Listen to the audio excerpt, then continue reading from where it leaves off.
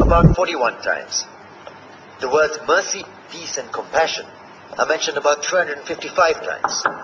Yes, come in. Come on in, Riaz. Sit down, please. Contrary to popular belief in most Western cultures, Islam is a religion that preaches peace and tolerance. Yes, Patricia.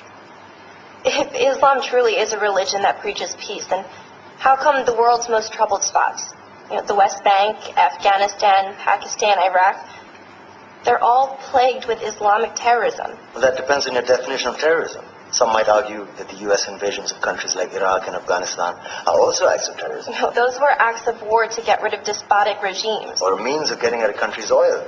Conspiracy theories. Well, Yeah? Yes, please. Go ahead, Riaz. Mr. Khan is right. I mean, if we're talking about terrorists, the world's biggest terrorists are the white superpowers. Come on now. No, really, stop and think about it. Explain 9/11.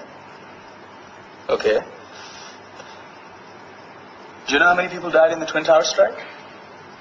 Around 3,000. And do you have any idea how many people died in the bombing of Afghanistan? Take a wild guess.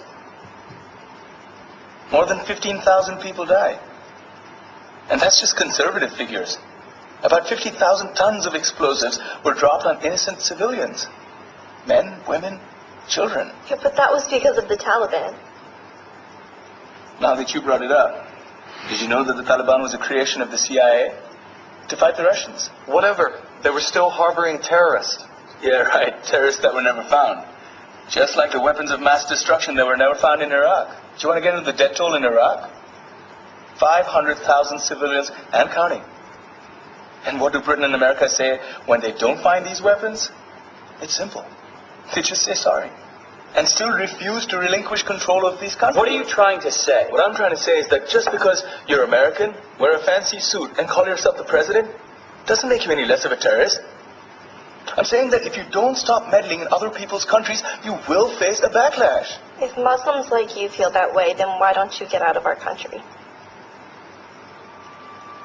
We will. As soon as you promise to leave ours.